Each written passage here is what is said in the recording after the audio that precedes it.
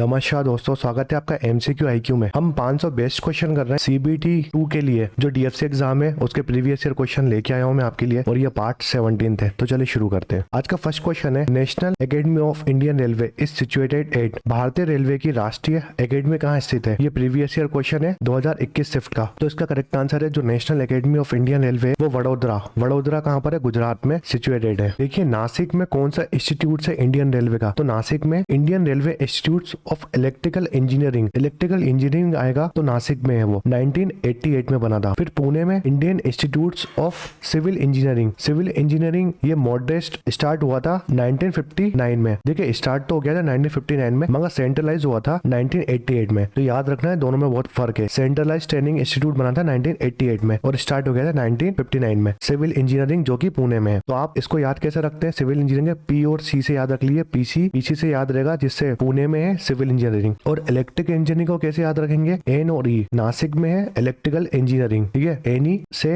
Electrical engineering याद रखिए। फिर आता है जमालपुर में Indian Institute of mechanical and electrical engineering, ये 1888 में बना था, ये जमालपुर में। तो आप इसको याद रखेंगे MEJ, ठीक है, या जेएम से याद रख लिया, JEM। तो जमालपुर में इलेक्ट्रिकल एंड मैकेनिकल इंजीनियरिंग, ठीक है। याद रखना तीनों में कंफ्यूज मत होना ना, क्योंकि तीनों सेम एक जैसे हैं, सब में इंजीनियरिंग है। तो याद रखना इंपॉर्टेंट क्वेश्चन है। नेक्स्ट क्वेश्चन है, 1950 में स्थापित भारतीय रेलवे की सौमित्र वाली औद्योगिक इकाई में से एक नाम भारतीय स्वतंत्र सेनानी के नाम पर रखा गया है। Founded in 1950, one of the institute unit owned by Indian railway is named after Indian freedom fighter. तो 1950 में एक इंडस्ट्रियल यूनिट बनी थी इंडियन रेलवे की, उसका नाम किनके ऊपर रखा गया है? इंडियन फ्रीडम फाइटर के ऊपर, ठीक है। तो इसका करेक्ट आंसर है चित्तरंजन दास। चित्तरंजन लोकोमोटिव वर्कशॉप कहाँ पर है? ये बहुत बार डिस्कस कर चुके हैं। तो ये है 26 जनवरी 1950 में बनी थी। 26 जनवरी 1950 में बनी थी आसनसोल कहाँ पर है? आसनसोल वेस्ट बंगाल में है। कुछ इंपोर्टेंट कोच फैक्ट्रीज देखते हैं हम, जैसे integral coach factory Chennai Tamil Nadu में है, ये बनी थी 2 अक्टूबर 1955 में। फिर Banaras locomotive workshop Varanasi UP में आती है, और ये अगस्त 1961 में बनी थी। नेक्स्ट जो हमारी वर्कशॉप है वो तीथरगढ़ रेल सिस्टम, ये 3 जुलाई 1977 में बना था कोलकाता वेस्ट बंगाल में। तीथरगढ़ रेल सिस्टम है वेस्ट बंगाल कोलकाता में। फिर इलेक्ट्रिक लोकोमोटिव वर्कशॉप बहुत इंपॉर्टेंट है, क्योंकि नई फैक्ट्री है ये मधेपुरा बिहार में। नई फैक्ट्री है इलेक्ट्रिक लोकोमोटिव फैक्ट्री, ये मधेपुरा बिहार में बनी है, और लेटेस्ट मतलब 20 नवंबर 2015 में बनी है, 2015 में बनी है ये फैक्ट्री। फिर मॉडर्न कोच फैक्ट्री, ये बहुत बार डिस्कस कर चुके हैं हम, जितनी फैक्ट्री मैंने आपको पढ़ाई है। मॉडर्न कोच फैक्ट्री रायबरेली में है, जो 2012 में बनी थी। सेकंड न्यूएस्ट फैक्ट्री है मॉडर्न कोच फैक्ट्री, और न्यूएस्ट फैक्ट्री कौन सी है? इलेक्ट्रिक लोकोमोटिव फैक्ट्री, जो मधेपुरा बिहार में 2015 में बनी थी। नेक्स्ट क्वेश्चन है, बांदीपुर और थाने के बीच चलने वाली पहली यात्री ट्रेन ने कितनी दूरी तय की थी? तो first passenger train that's run between Boribunder and Thane covered a distance. तो 1000 बार डिस्कस कर चुके हूँ ये क्वेश्चन हम। फर्स्ट जो हमारी ट्रेन चली थी वो चली कब थी? 16 अप्रैल को चली थी, 16 अप्रैल 1853 में चली थी, और इसने 34 किलोमीटर का डिस्टेंस कवर करा था, ठीक है। याद रखना है इसमें 3 इंजन लगे थे, इंजन के नाम याद होना चाहिए आपको। 3 इंजन के नाम थे साहेब, सुल्तान और सिंध, ये 3 इंजन लगे थे इस ट्रेन में। जो फर्स्ट पैसेंजर ट्रेन थी इंडिया की, उसमें 3 इंजन लगे थे, ठीक है। याद रखना इंपॉर्टेंट क्वेश्चन है। नेक्स्ट क्वेश्चन है, initially British railway had adopted A gauge of. देखिए 2 रेल होती है, जो जिसमें ट्रेन चलती है ना, उस पटरी को हम बोलते हैं रेल, तो हम इसको बोलते हैं रेल। तो 2 रेल के बीच में जो डिस्टेंस होता है, उसको हम गेज बोलते हैं। शुरुआत में ब्रिटिश रेलवे ने एक गेज अपनाया था। जब ब्रिटिश रेलवे लेके आया था इंडिया में, तो उसने कौन सा गेज अपनाया था? ये हम बहुत बार डिस्कस कर चुके हैं। तो 15-25 mm का गेज अपनाया था ब्रिटिश रेलवे ने। तो गेज कितने टाइप के होते हैं? वैसे तो गेज 3 टाइप के होते हैं, ब्रॉड गेज, मीटर गेज और नैरो गेज। तो स्टैंडर्ड गेज है ना, हम काउंट करते हैं ब्रॉड गेज के अंदर। तो ब्रॉड गेज होता है 1676 mm का और 5 फीट 6 इंच का। फिर मीटर गेज 100 mm का होता है और 3 फीट 3.5 बाय 3 8 इंच का होता है। फिर नैरो गेज 2 फीट 6 इंच का होता है, जिसमें 762 mm होता है, और 2 फीट का जो नैरो गेज होता है उसमें 610 mm का होता है वो। स्टैंडर्ड गेज जितनी भी मेट्रोज हैं, जैसे दिल्ली मेट्रो, बेंगलोर मेट्रो, उसमें स्टैंडर्ड गेज लगाए। क्वेश्चन आ सकता है स्टैंडर्ड गेज कहाँ पर लगाए? तो मेट्रो में लगाए। नैरो गेज जो हिल्स ट्रेन चलती है हमारी हिली एरिया में, उसमें नैरो गेज लगाए। तो स्टैंडर्ड गेज 1435 mm और 4 फीट 8.5 इंच का होता है। इतने गेज है, याद रखिए आप, इंपॉर्टेंट क्वेश्चन है। डेडिकेटेड फ्रीट कॉरिडोर नेटवर्क की गेमो निमिया घाट से सोननगर चिरोली पोतू तक 256 किमी की पूरी लंबाई को देश खंड में विभाजित किया गया है। The entire length of 256 kilometre from Gomoh निया घाट सोननगर चिरोला पुथु of dedicated freight network have divided into dash section. जैसे जो गोमो निया घाट से लेकर सोननगर सूर्या पुट्टू तक 256.581 किलोमीटर का डिस्टेंस है, ठीक है ना। उसको कितने सेक्शन में डिवाइड करा है ये क्वेश्चन था, तो इसे 5 सेक्शन में डिवाइड करा है। नेक्स्ट क्वेश्चन है, एक बनाने वाली दो रेल के अंतरिक्ष चलते हुए चेहरों के बीच में स्पष्ट डैश दूरी को गेज के रूप में जाना जाता है। The clear dash distance between the inner running face of two rail forming a track is called gauge. मैंने बताया दो रेल के बीच में जो डिस्टेंस होता है वो गेज, उसको गेज बोलते हैं। तो इसका करेक्ट आंसर है मिनिमम हॉरिजॉन्टल डिस्टेंस होता है उसको हम गेज बोलते हैं। इसका करेक्ट आंसर है ऑप्शन 4। नेक्स्ट क्वेश्चन है, स्वर्णिम चतुर्भुज भारत में डैश प्रमुख महानगरियों शहरों को जोड़ता है। The golden quadrilateral link dash major metropolitan city of India. मैंने बताया है हमें 4 बड़े शहरों को जोड़ना है। जैसे नॉर्थ में दिल्ली है, दिल्ली को बॉम्बे से जोड़ना है, फिर बॉम्बे को चेन्नई से जोड़ना है, और चेन्नई को कोलकाता, और कोलकाता को फिर से दिल्ली से। ये 4 बड़े शहरों को जोड़ देंगे और 4 दिशाओं को जोड़ देंगे। नॉर्थ को वेस्ट से, वेस्ट को साउथ से, और साउथ को ईस्ट से जोड़ देंगे, और ईस्ट को फिर नॉर्थ से जोड़ देंगे। तो 4 बड़े मेट्रोपोलिटन सिटी को जोड़ना है हमें। तो इसका करेक्ट आंसर है 4। देखिए जो डेडिकेटेड फ्रीट कॉरिडोर बन रहा है हमारा, वो जो ईस्टर्न कॉरिडोर है, ठीक है, ईस्टर्न डीएफसी कॉरिडोर है, वो 1875 किलोमीटर का है, और वेस्टर्न कॉरिडोर है हमारा वो 1506 किलोमीटर का है। ठीक है, याद रखना है, दोनों डिस्टेंस पूछ सकता है आपसे। तो जो ईस्टर्न कॉरिडोर है हमारा वो सेनावाल से चलता है। सेनावाल से कहां तक जाता है? डनकुनी तक जाता है। मगर सोननगर से डनकुनी वाला जो सेशन है वो पीपीपी मॉडल पे बनेगा। ठीक है, प्राइवेट पब्लिक पार्टनरशिप में ये बनेगा ये रूट। तो याद रखना है, ये इंपोर्टेंट क्वेश्चन है। जो गवर्नमेंट बनाएगी वो सेनावाल से बनाएगी सोननगर तक। ठीक है, और जो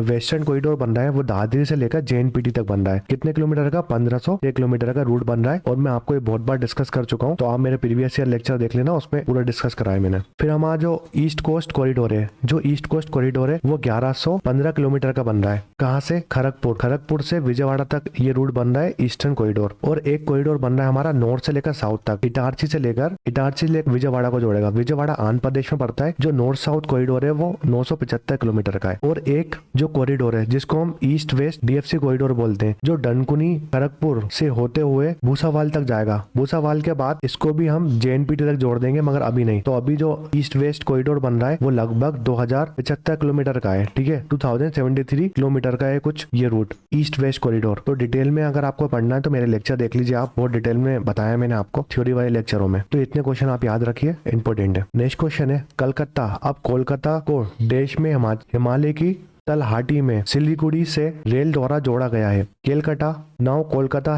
had been linked by rail dash to Siliguri at foothills of Himalaya. तो कोलकाता को हमने सिलीगुड़ी जो हिमालय फुटहिल्स है हमारा, उसको कब जोड़ा था? रेल से। तो 1878 में जोड़ा था। इंपोर्टेंट क्वेश्चन है। नेक्स्ट क्वेश्चन है, 2015-16 के दौरान भारतीय रेलवे ने डैश किमी का विद्युतीकरण पूरा किया है। Doing 2015-16 Indian railway complete the electrification of dash kilometre. 2015 से लेकर 2016 तक इंडियन रेलवे ने अपना रूट इलेक्ट्रीफाई करा था। तो 1730 किलोमीटर का रूट इलेक्ट्रीफाई करा था। मैं आपको प्रेजेंट की रिपोर्ट बताता हूँ। 26 जुलाई 2013 की रिपोर्ट है, पीआईबी ऑफिशियल साइट है गवर्नमेंट की। तो इस साइट में, और ये 26 जुलाई को पब्लिश हुई थी। तो 14 स्टेट और यूटी में 100% इलेक्ट्रीफाई हो चुका है रूट इंडियन रेलवे का। याद रखना है, 14 स्टेट और यूटी मिलाकर 100% इलेक्ट्रीफाइड हो चुका है इंडियन रेलवे का रूट। जो हमारा बोर्ड गेज है इंडियन रेलवे का, उसका टोटल रूट कितना इलेक्ट्रीफाई हो चुका है? तो 59,9600। ठीक है, ये देखिए 59,9600 रूट किलोमीटर जो बोर्ड गेज है इंडियन रेलवे का वो इलेक्ट्रीफाई हो चुका है, जिसमें से 37,011 किलोमीटर रूट पर किलोमीटर इलेक्ट्रीफाई हुआ है 9 साल के अंदर। देखिए लगभग 37,000 का जो रूट है ना वो इलेक्ट्रीफाई हुआ है 9 साल में। 9 साल के अंदर इतना रूट इलेक्ट्रीफाई हुआ है। और टोटल रूट कितना है? वो है 59,000 लगभग। ठीक है, याद रखना इतना, ये टोटल रूट है हमारा। और इसमें से 9 साल के अंदर कितना रूट इलेक्ट्रीफाई हुआ है? 37,000। एक और क्वेश्चन आता है, इंडियन रेलवे का टारगेट है कि वो नेट जीरो कार्बन इमिशन करे। कब तक? 2030 तक। इंपोर्टेंट क्वेश्चन है, नेट जीरो कार्बन इमिशन करना है इंडियन रेलवे को 2030 तक। इसलिए 2023 दिसंबर 2023 तक 100% इलेक्ट्रीफाई करना है जितना भी इंडियन रेलवे का रूट है। इंपोर्टेंट क्वेश्चन है। तो ये स्टेट्स और यूटी है हमारी, 28 स्टेट्स हैं और 8 यूटी हैं। तो उसकी लिस्ट है कि कितना रूट इलेक्ट्रीफाई हुआ है कौन से स्टेट में। तो आपको ये याद नहीं रखना है, ये पूरे 28 स्टेट की लिस्ट है और यूटी की, आपको ये बिल्कुल याद नहीं रखना है। टोटल रूट देखिए आप, 59,000 टोटल रूट है इसका। आपको याद रखना है कि जो बोर्ड गेज नेटवर्क है स्टेट और यूटी का, मैंने बताया 14 स्टेट और यूटी का ब्रॉड गेज नेटवर्क 100% इलेक्ट्रीफाई हो चुका है। तो ये 14 यूटी और स्टेट मिलाकर कौन कौन सी स्टेट्स हैं एक बार आप झलक देख लीजिएगा, जैसे चंडीगढ़, छत्तीसगढ़, दिल्ली, हरियाणा, हिमाचल, जम्मू कश्मीर, झारखंड, मध्य प्रदेश, मेघालय, उड़ीसा, पौंडीचेरी, तेलंगाना, यूपी और उत्तराखंड।